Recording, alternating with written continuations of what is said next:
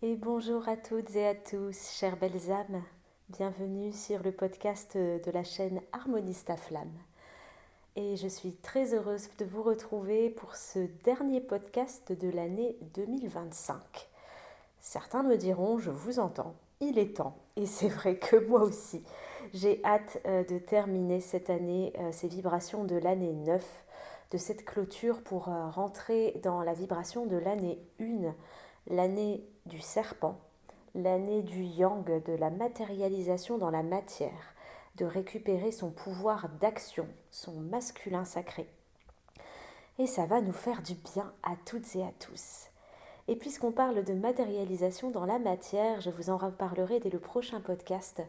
Mais il y a beaucoup de choses qui évoluent de mon côté, notamment dans mes accompagnements. Et j'aurai l'immense plaisir de vous présenter dès le début de l'année un programme en ligne holistique et complet qui s'appelle Guérir ses blessures pour révéler sa flamme et qui comportera eh bien, 4 modules d'introspection, de compréhension, de libération, de guérison, que ce soit sur le plan du mental, de l'émotionnel, du corps physique, de l'énergétique, de la vibration. Bref, je vous en reparle très prochainement.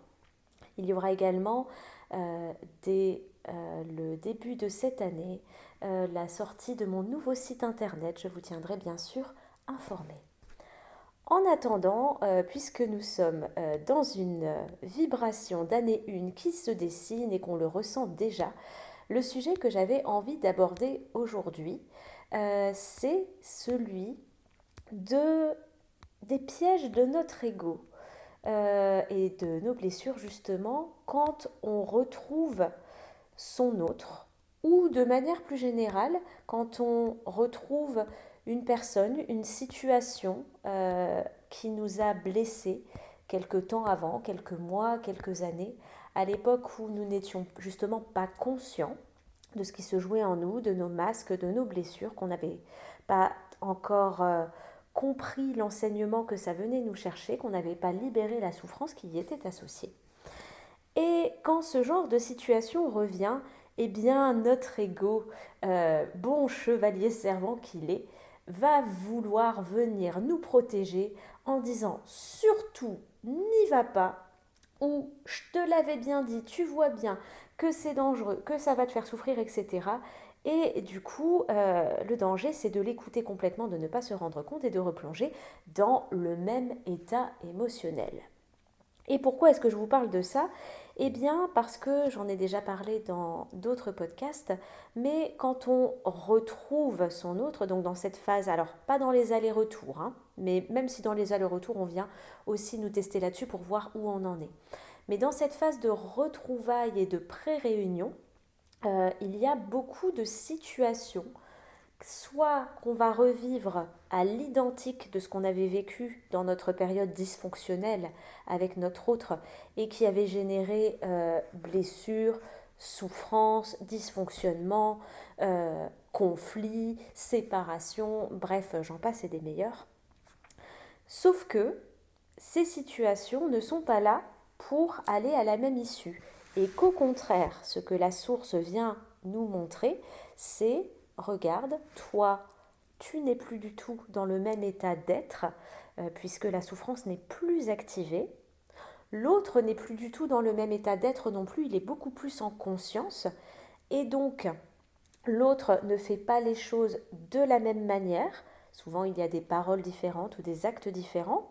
Et surtout, toi, euh, tu es capable de réagir différemment. Tu as bien conscience que ça n'a rien à voir avec toi, avec ta valeur, avec le fait d'être aimé, avec le fait de compter aux yeux des autres.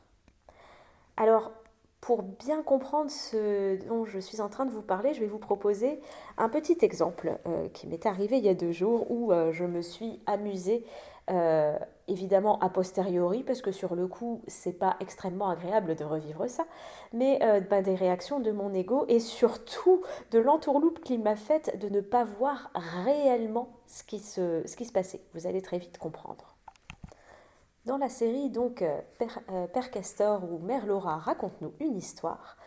L'autre jour, j'étais chez mon autre et je lui avais offert quelques jours auparavant une petite déco de Noël à accrocher sur le sapin qui lui correspondait et que j'avais eu vraiment l'élan du cœur, sans attente.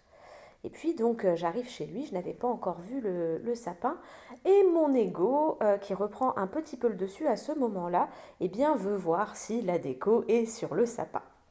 Et vous me voyez venir, je regarde le sapin et je ne vois pas la déco. Et donc, c'est là que je rentre dans le piège, mon ego qui commence à me resservir les mêmes schémas qu'avant. Alors, je sens que le processus mental est le même, donc tu vois bien, il n'est pas encore prêt, et puis ça compte pas tant que ça pour lui, et blablabli, et blablabla. Sauf que à l'intérieur de moi, la souffrance ne s'active pas. C'est-à-dire que l'émotionnel, lui, comme il est beaucoup plus stable, puisque heureusement j'ai travaillé sur mes blessures, j'ai bien conscience que ma valeur ne se réduit pas à une petite décoration de Noël de sapin.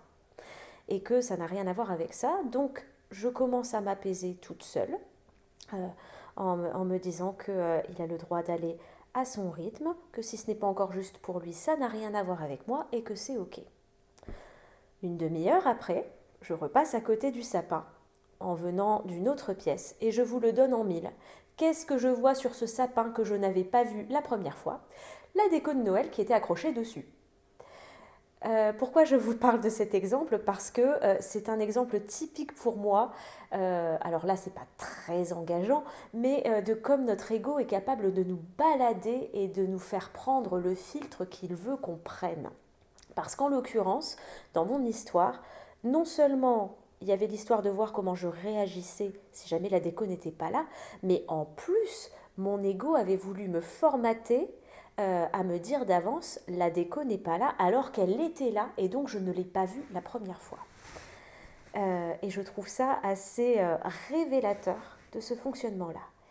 Et j'avais envie de vous partager ça aujourd'hui pour vous mettre une petite lumière si vous êtes dans cette situation au moment des retrouvailles ou dans des situations dans votre vie où vous sentez que votre ego s'active à nouveau parce que vous revivez, par exemple, vous retrouvez par hasard un ami que vous n'avez pas vu depuis des années et la dernière fois que vous vous étiez vu, ça s'était pas bien passé parce qu'il vous avait fait une remarque sur votre tenue qui vous avait plutôt blessé. Parce que vous considériez que s'il n'aimait pas votre tenue, c'est qu'il ne vous aimait pas, par exemple. Et donc, quand vous le regardez, vous avez l'ego qui monte au garde à vous, il sort le bouclier, l'épée, l'armure de protection, en disant attention, de toute façon, si jamais il me dit quoi que ce soit sur ma tenue, cette fois-ci, je lui mets mon poing dans la figure et ça va mal se passer. Eh bien, je vous invite dans ce genre de situation, pour pouvoir ouvrir le champ des possibles, à observer votre ego, presque avec un sourire à l'intérieur, en disant ok, alors tu t'es activé là, très bien, vas-y, va au bout de ton scénario, va dans ton scénario catastrophe et je t'en prie, exprime-toi, tu as la place pour t'exprimer. Donc ça, c'est dans le cas où vous avez conscience que le schéma s'active. Donc vous le laissez s'activer, vous le laissez tourner, puis au bout d'un moment, le scénario catastrophe va s'épuiser parce qu'il n'y aura plus d'inspiration. Et là, à l'intérieur de vous, il y a une petite voix qui va vous dire « Et maintenant, qu'est-ce que je choisis de croire ? Est-ce que je retombe une énième fois dans ce schéma-là, en sachant que là, je sens bien que l'émotionnel n'est pas activé ? Ou est-ce que je décide d'ouvrir le champ des possibles et d'accepter que comme moi, je suis un être en évolution comme n'importe quel être humain sur cette terre, et bien la personne en face aussi, qu'elle aussi, j'ouvre la possibilité qu'elle ait pu évoluer et que donc, elle peut très bien ne pas du tout me dire le même type de choses. Ou que de toute façon, si elle me le dit, comme j'ai maintenant du recul, ma souffrance ne s'activera pas. Et là, vous ouvrez tout le champ des possibles et l'ego tombe.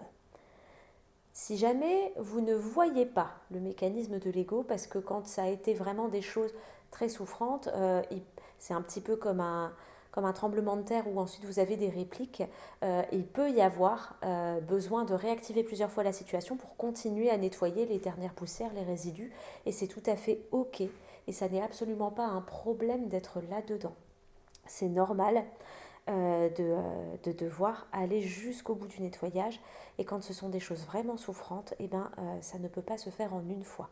Et je vous invite dans ces cas-là à vous observer avec beaucoup de bienveillance et de compassion, à respirer un bon coup si vous sentez encore l'émotionnel s'activer ou que vous voyez votre ego qui s'active mais que vous êtes un petit peu dedans. Et par contre, de prendre un petit peu de recul une fois que c'est terminé, une fois que vous êtes sorti de la situation, quelques heures après, le lendemain, le surlendemain, de revoir la situation comme si vous changiez de lunettes et d'essayer de voir s'il n'y avait pas quelque chose qui s'est joué ou votre ego vous a entretenu dans le schéma de souffrance alors qu'aujourd'hui, avec le travail que vous avez fait, vous n'en êtes plus vraiment là et vous n'avez plus besoin de ce schéma. Et à partir de là, vous pourrez décider en conscience que, la prochaine fois, vous n'avez plus envie de rentrer là-dedans. Et donc maintenant, qu'est-ce que je me dis? Qu'est-ce que je change comme petite action pour ne pas m'accrocher à ça et le laisser couler?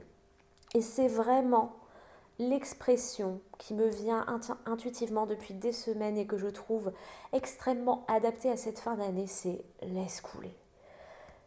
Tout ce qui se passe dans cette fin d'année, quel que soit l'endroit où nous en sommes dans notre parcours d'éveil, dans notre parcours de flamme jumelle, que ce soit un moment de séparation, un moment de retrouvailles, que ce soit les dernières poussières qu'on évacue ou au contraire les choses les plus difficiles qui remontent parce que les couches du dessus ont été dégagées et que c'était le moment.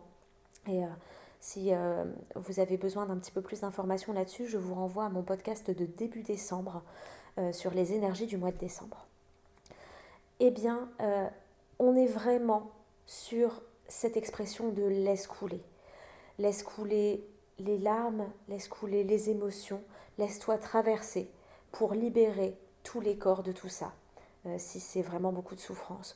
Ou laisse couler les petites manipulations de l'ego, les petites activations qui n'ont plus lieu d'être, et décide en bon acteur de ta vie de ce dont tu as envie pour toi maintenant. Parce que oui, tu as le droit à la joie, au bonheur, à l'amour et à tout ce que tu veux construire dans ta vie. Et oui, tu as le droit de vibrer la joie au quotidien. Et c'est sur ces paroles que je terminerai ce dernier podcast de l'année. Je vous invite, comme d'habitude, à me partager, si le cœur vous en dit, en commentaire, ce que vous avez envie de partager sur les résonances, sur ce qui s'est passé pour vous ces derniers temps. En tout cas, une première année de podcast s'achève pour moi et je suis profondément heureuse de pouvoir continuer l'année prochaine sur cette mission, probablement aussi avec des changements, vous les verrez apparaître au fur et à mesure. En tout cas, merci d'être là, à m'écouter, d'être toujours de plus en plus nombreux et de nourrir cette belle communauté parce qu'on en a bien besoin dans ce monde. Merci de tout cœur, je vous souhaite de très belles fêtes de fin d'année, de la lumière, du partage, de la joie, de la santé et surtout beaucoup, beaucoup, beaucoup d'amour. Et je vous dis à l'année prochaine. Prenez soin de vous.